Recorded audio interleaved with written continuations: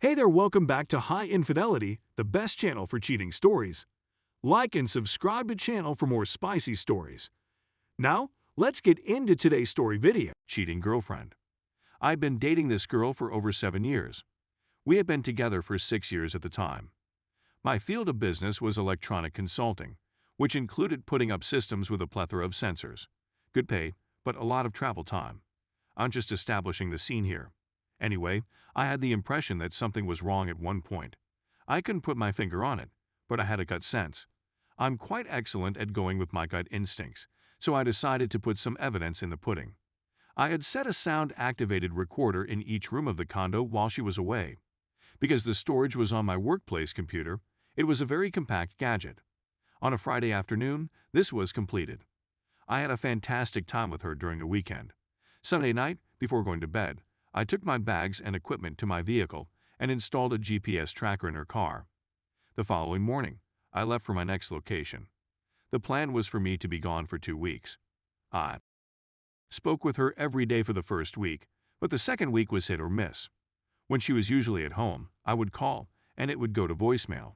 When I asked her about it again, she gave me a slew of excuses: business meetings, late meals, supporting her brother, and so on. After 2 weeks, I return home and nearly immediately go to my workplace.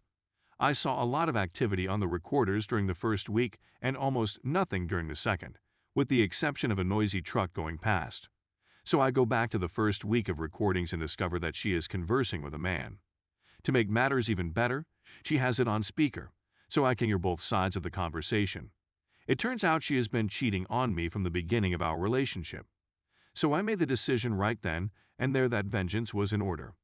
I needed to figure out who this person was. I discovered she met this man, his wife, and their family at a campsite she worked at before I met her. I discovered where they resided and then reviewed their phone records. People still had home phones a few years ago, so I searched up the number. It's now on the list. When I dialed the number, a man answered the phone.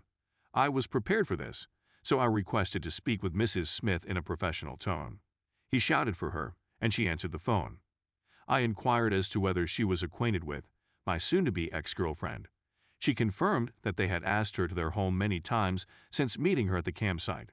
That was brand new to me. I told her we couldn't talk about it right now, but if she called me back when she was free, I'd explain everything.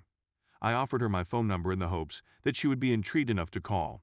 She did indeed call 2 days later. I went through everything I had recorded. She was first suspicious. I told her I'd make a copy of the recording and email it to her. She replied okay, but she was still hesitant. As a result, my task was put in motion. I took the files to a nearby recording studio and described what I wanted. They combined all of the individual recordings so that as she went across the home, it picked up from the various recordings to finish the dialogue. They then burned these audio recordings to CD, which required 5 CD to cover everything. I then sent the CD to Mrs. Smith through registered mail. Then I sat and waited. It's been around 10 days. She eventually phones me, and she's in a good mood. She informs me that she filed for divorce the day before. Her spouse works on an oil rig and will be there for the next 2 weeks. She delivered the CD I supplied her to her lawyer after listening to them.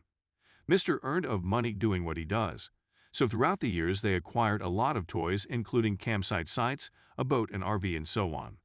She made it apparent that she was going for half. I hung up the phone, giggling to myself. After what I heard on those tapes, it couldn't have happened to a kinder person. Throughout this period, I never mentioned anything to the GF. I pretended to be as normal as possible. In fact, I still had the tracker on her vehicle.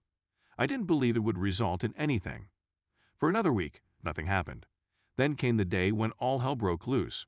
My girlfriend was strolling around the house like she was lost. I asked her what was wrong, and she informed me that a friend of hers was getting divorced. That's a shame, I thought, and went about my business. That evening, she was on the balcony, chatting on the phone. I wasn't paying attention save for the fact that she kept increasing her voice every now and then. The phone call comes to an end. She comes back in and immediately returns to her bedroom. I return to the door after hearing a lot of bustle and seeing her packing clothing. I ask her what she's doing and receive no response. She finishes packing, goes out to her vehicle, tosses the luggage in, and drives away. 2 weeks have passed with no word from her. Mrs. Smith called and told me what was going on in her life. She had her spouse served with papers, and the cause was adultery. Of course, he disputed everything, but she was able to throw specifics at him that she claimed stopped him dead in his tracks. She verified that the phone call my GF made the night she left was with her. She said she never raised her voice, but my former GF insisted that nothing occurred. Mrs. then informed the GF that she had been apprehended. Mrs. hinted that she discovered it on her own and that her next move was to inform me. This is why the GF left so fast, haha. So that leaves my treatment of the GF. The credit card is no longer valid. I phoned to get a rep for my car. Utilities were scheduled to be turned off. Insurance was terminated, and all of her goods were transported to her father's residence with a message explaining why. He resides in another state, by the way. We lived in a condo, so I arranged for it to be exhibited for sublease. I was packed and relocated in 4 days. New condo in a gated neighborhood with a guard station. The automobile was ultimately picked up. They received it when she was at work. The dealership worked with me to sell the automobile, and I just paid the difference. Mrs. Smith did get her divorce order and receive her share. Mr. Smith never refuted anything because he was too afraid about his firm discovering the filthy truths. Never heard from the ex again. Story 2. I am 29 male, getting a divorce from my wife 24 female of 3 years. I feel used, cheated. I've known my wife for 5 years and we've been married for 3 years till we split a month ago and are now divorcing. She cheated on me, which is why we divorced. She cheated on me first electronically, sending images and on Skype to 2 people, then physically with a separate person, when she went to meet her family out of town. When I found her the first time, she had set up a secret Skype account and neglected to log off of the computer. She partially acknowledged what she had done, and after a week of nightmares trying to figure out why she did it and where the relationship would go, we decided to attempt to work it out. A few months later, she traveled to meet her family, and I discovered via her friend that she spent several hours with another person I'd never heard of before, all while pretending to be with her family. When I discovered her for the second time, I waited for her to return here and spoke to her immediately. She had no rationale or justification for what she did. I couldn't say anything.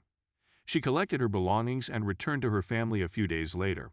My wife, ex, stated there was nothing I did wrong and that I was the ideal spouse since I supplied for her and cared for her.